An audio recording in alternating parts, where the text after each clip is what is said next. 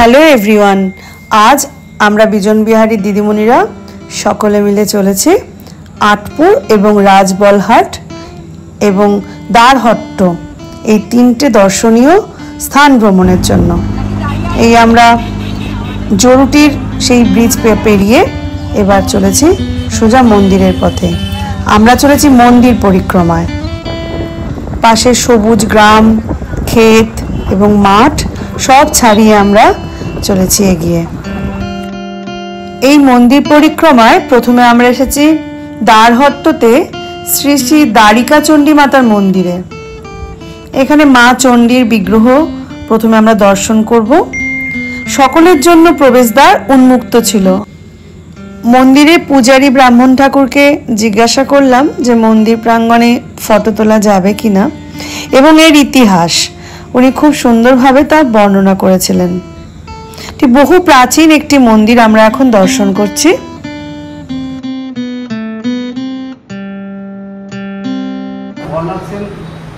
রাজা বল্লাল সেনের সময়, বাবা অনেক পুরনো, অনেক পুরনো। অম্বুবাচী শুরু হয়নি না? ও তাহলে মায়ের মুখ ঢাকা হয়নি। যেখানে কামাখ্যার সঙ্গে যারা যুক্ত অর্থাৎ যারা দীক্ষা নিচ্ছে তারা এটা পালন করে, এখানে হয় না। আচ্ছা,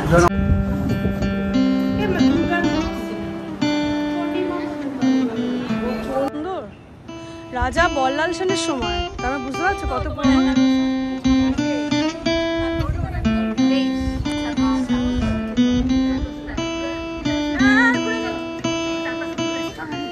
মন্দির পরিক্রমা করছি আমরা। সবাই এখন ফটো তোলার জন্য সব স্থান ঠিক করছে, কে কোথায় ফটো তুলবে। এই মন্দিরটি দেখে এরপরে আমরা আরেকটু এগিয়ে যাব রাজরাজেশ্বরী মন্দিরের দিকে। অপূর্ব টেরাকোটার কাজে পরিপূর্ণ ছিল এই মন্দিরটি। এই দ্বারহট্ট গ্রামটি বহু প্রাচীন একটি গ্রাম এবং এই গ্রামে এই রাজরাজেশ্বরী মন্দিরে টেরাকোটার কাজ যেন মন্দির প্রাঙ্গণে ছড়িয়ে ছিটিয়ে রয়েছে। এই দ্বারহট্ট গ্রামটি অনেক প্রাচীন একটি গ্রাম। এই গ্রামের এখনো অনেক মানুষ তাঁত বোনার শিল্পের কাজের সঙ্গে যুক্ত।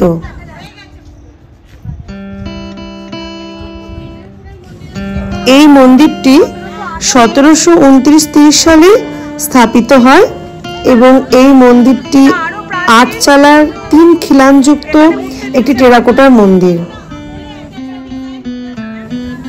এই মন্দিরটি নির্মাণ করেন এই দ্বারহট্ট গ্রামেরই জমিদার অপূর্ব মোহন সিংহ রায়।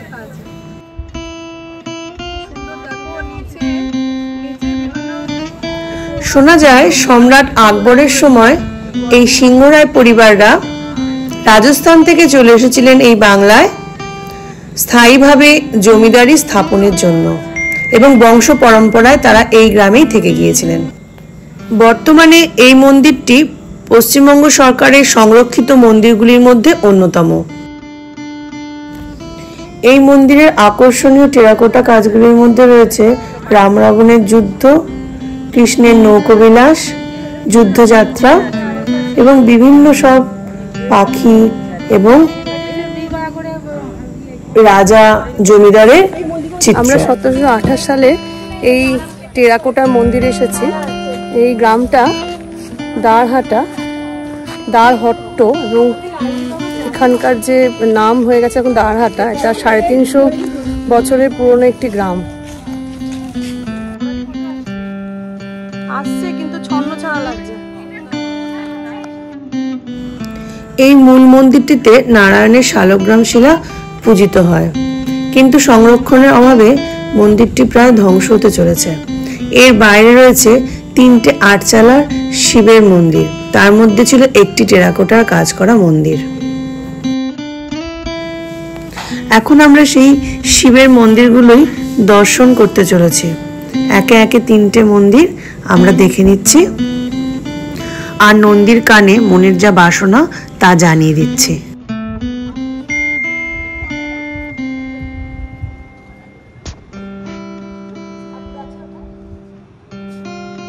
শিব আছে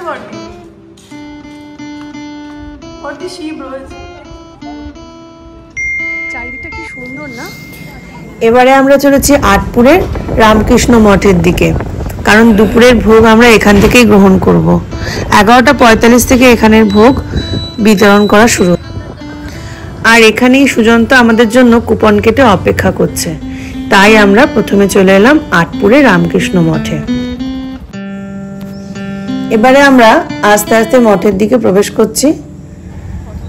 সবাই মিলে এরকম ভাবে একসঙ্গে আমাদের বেরোনো হয় না, তাই একটু ফটোশুট চলছে।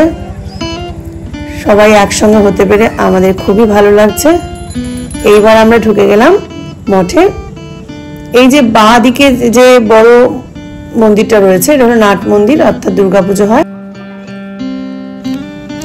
আর এটি হলো বিবেকানন্দের সেই স্মৃতি বিজড়িত ঘর, যেখানে 8 জন শিষ্যকে নিয়ে বিবেকানন্দ দেশ সেবায় ব্রতী হওয়ার জন্য সংকল্পবদ্ধ হয়েছিল। এবারে আমরা উঠে যাচ্ছি উপরের ঘরে, যেখানে মা সারদা দেবীর ঘর রয়েছে, দেখে নেব। দুরাতে উনি এখানে এসেছিলেন, আর বিবেকানন্দ ঘর রয়েছে, তা সবই একে একে আমরা দর্শন করে নিচ্ছি। খুবই পবিত্র এই জায়গা, এখানে এসে সকলের আমাদের মন প্রাণ ভরে গিয়েছিল। এত শান্ত নীরবতা এবং শান্তির একটি জায়গায় আমরা কিছুক্ষণ সময় কাটিয়েছিলাম। সকলে একসঙ্গে বসে উপলব্ধি করার চেষ্টা করছিলাম এই সেই বিবেকানন্দর ঘর, যেখানে উনি এসে থাকতেন। আর এখন দেখে নিচ্ছি মা সারদা দেবীর ঘর।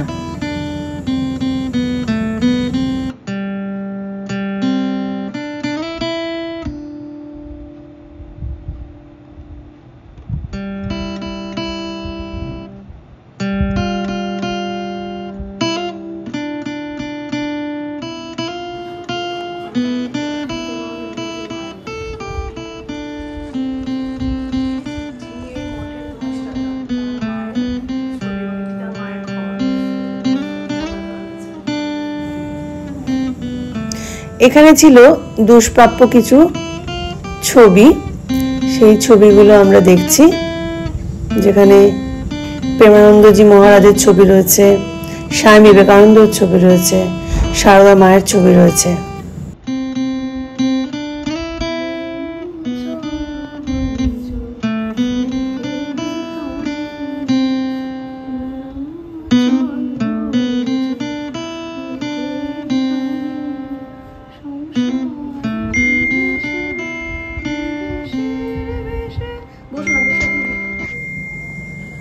এই শান্তির আশ্রয়ে আমরা কিছুক্ষণ বসেছিলাম।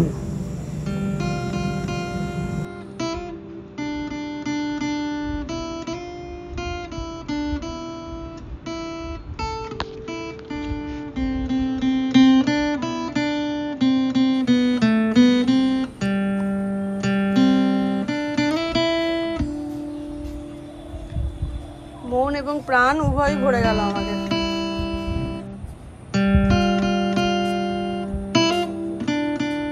সন্ধান করছো মহিমা? এই ঘরটা খোলা রয়েছে, কেউ নিশ্চয়ই আছে। মঠের লোকেরা সব থাকে, আর এখানে তো চাষবাস সবজি খেয়ে মহিমা বের করেছে খুঁজে খুঁজে। মন ভালো হয়ে যাচ্ছে তো? ভালো হয়ে যাচ্ছে। শান্ত একটা পরিবেশে এসে, এবং পৌরাণিক একটা গুরুত্ব আছে, স্বামী বিবেকানন্দের একটা স্পর্শ রয়েছে, সারদা মায়ের কাছে ছিলেন এখানে, সেজন্যই আরো ভালো লাগছে। গরম থাকলেও সবকিছু উপেক্ষা করে আমরা এসেছি।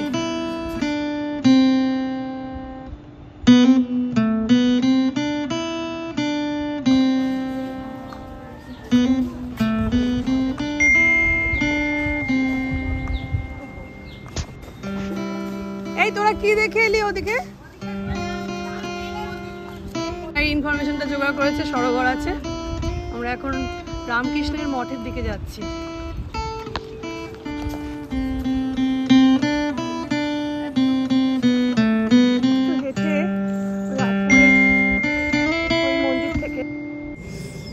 এগিয়ে গিয়ে আমরা দেখতে পেলাম শ্রী শ্রী রামকৃষ্ণের মঠ, একটা শান্ত নিস্তব্ধ জায়গায়, আরো শান্ত একটি জায়গায় আমরা এসে প্রবেশ করলাম।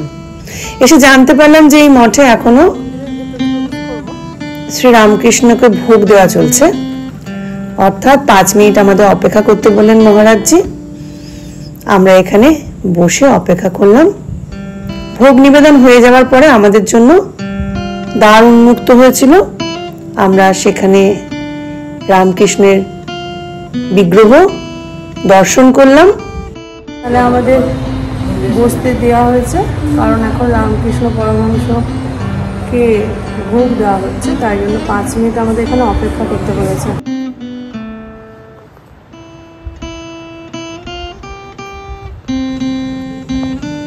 দর্শন হয়ে যাওয়ার পরে এই মঠের যিনি স্বামীজি রয়েছেন তিনি আমাদের এই মঠের মাহাত্ম্য সম্পর্কে জানাচ্ছিলেন, তাই আমরা শুনছিলাম সকলে মিলে। অবশেষে সুজনতার দেখা মিললো বাবা। মানে কাজে উঠি হলো ওদিক থেকে বাবা।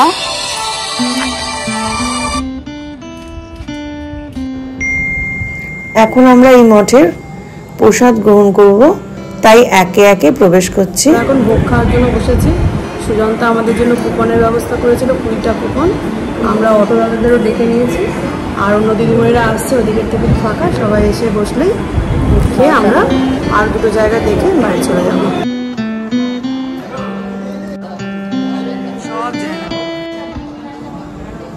পাতে খাবার পড়ে গেছে, খুব সুন্দরভাবে আমরা ভোগ পেয়েছিলাম। ভাত, শুক্তো, ডাল, আলু পোস্ত, একটা আলুর চচ্চড়ি, চাটনি, টক দই, রসগোল্লা এবং শেষ পাতে ছিল কাঁঠাল, যা কিনা আমাদের মল্লিকাদি খুব প্রিয়, তাই ওকে বেশি করে দেওয়া হয়েছিল।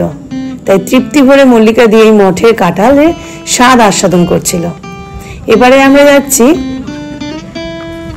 একটি সরোবর দর্শন। আমরা এখন সরোবরের দিকে যাচ্ছি। রাস্তা খুঁজছি, চল চল। এই তো মাঠ বোধ হয় না কি গো, ঢালাই রাস্তা।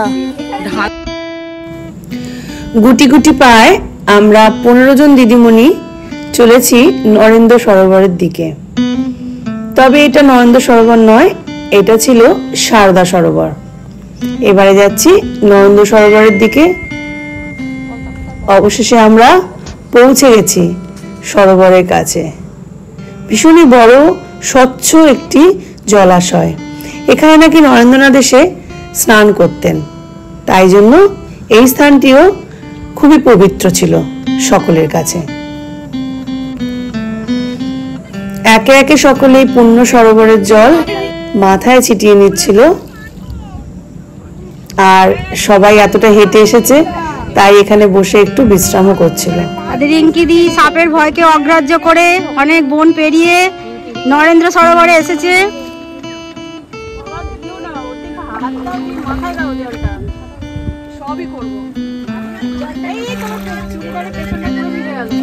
তুমি চান করলে না, তোমার জামা চান করলো। শান্তি।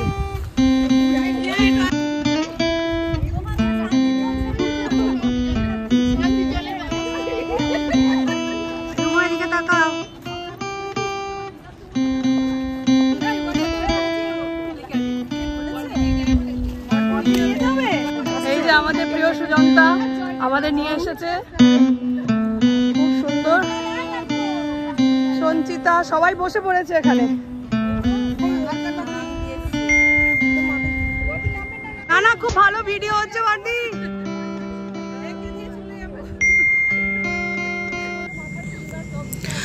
আমাদের বদ্দিও এই পূর্ণ সরোবরের জল স্পর্শ করে নিচ্ছিলেন।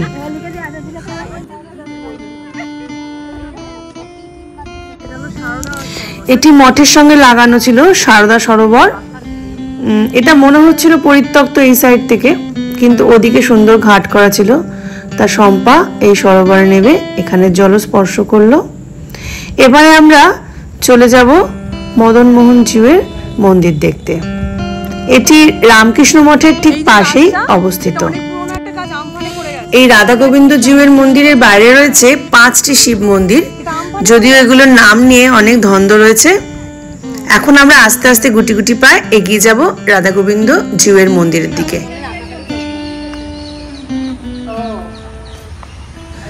তবে আটপুরের সব থেকে আকর্ষণীয় হলো মিত্র পরিবারের এই রাধা গোবিন্দ জিউয়ের মন্দির। 1776 সালে বর্ধমান রাজার দেওয়ান এবং স্থানীয় জমিদার কৃষ্ণরাম মিত্র এই মন্দিরটি প্রতিষ্ঠা করেন। রাধা গোবিন্দ জিউয়ের মন্দির। এই মন্দিরটি বাংলার চালা স্থাপত্য রীতির অপূর্ব নিদর্শন। টেরাকোটার কাজগুলির মধ্যে কৃষ্ণলীলা, রাসলীলা, রাম রাবণের যুদ্ধ, দেবদেবীর মূর্তি প্রভৃতি অন্যতম ছিল।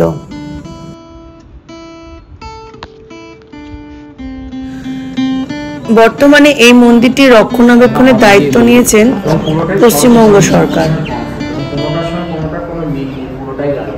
এটা হচ্ছে 108টা ভিন্ন ধরনের পদ্ধতি, যেটা একটার সঙ্গে একটার কোনো মিল নেই, পুরোটাই আলাদা।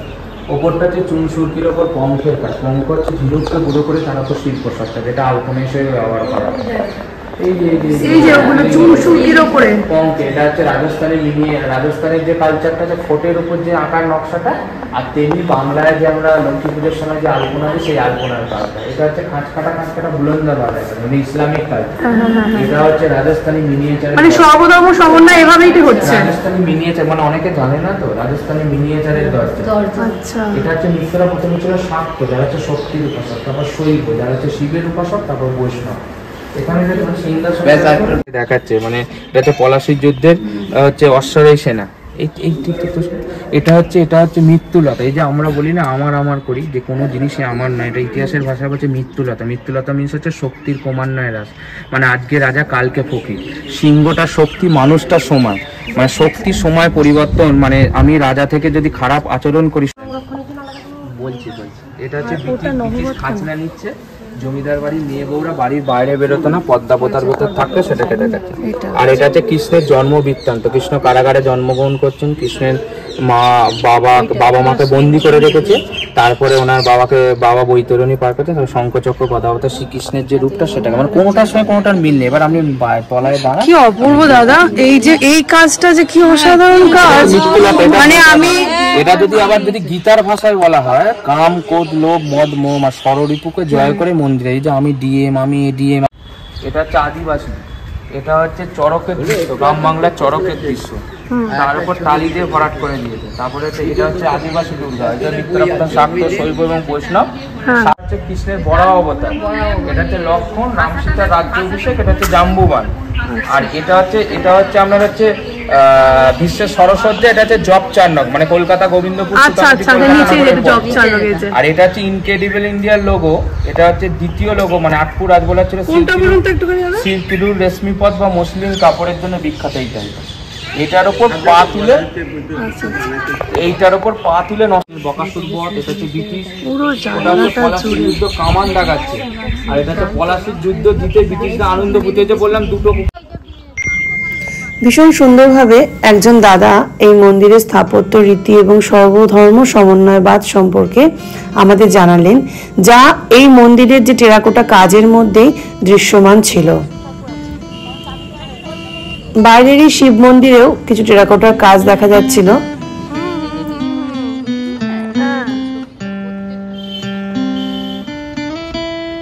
সত্যি তাই, সেই সময় ইতিহাসটাকে না তুলে ধরেছে।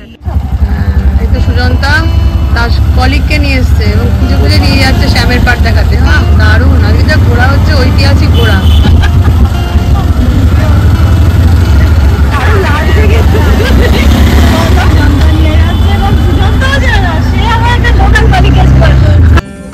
এবারে আমরা চলে এসেছি শ্যামের পাট দেখতে।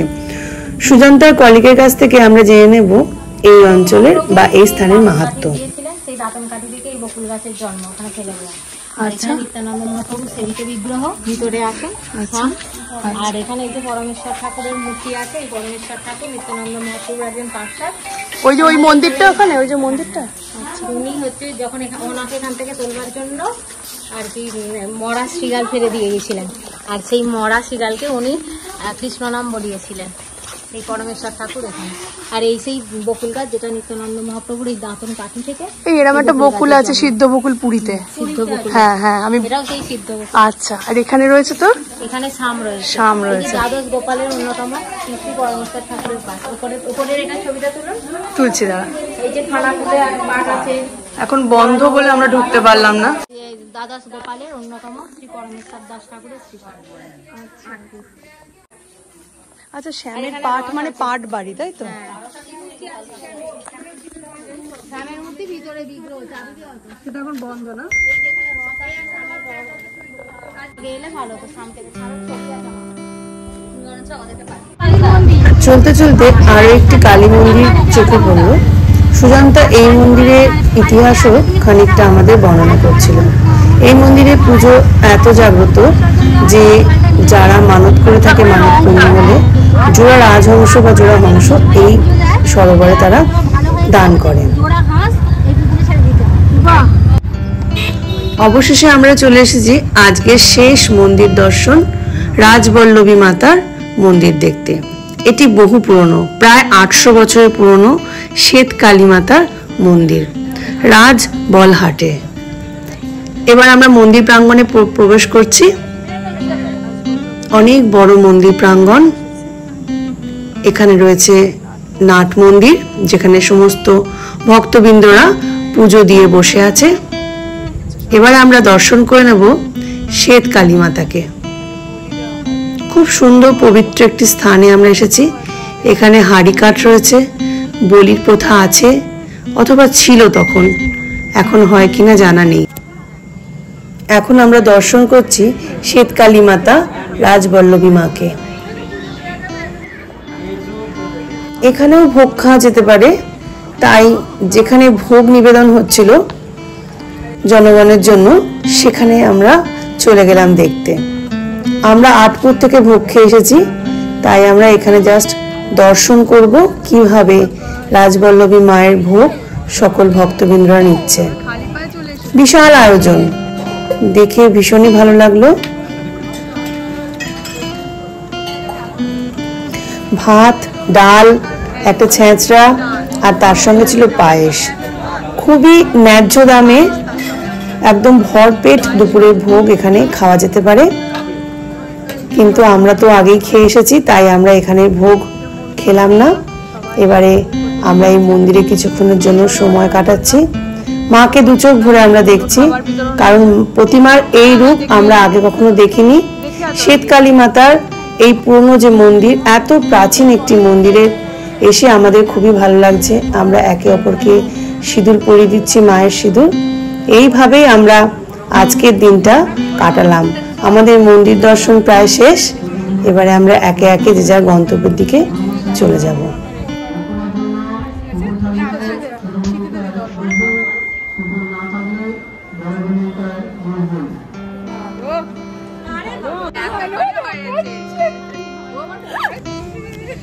আমাদের মন্দির দর্শন এখানেই শেষ হলো।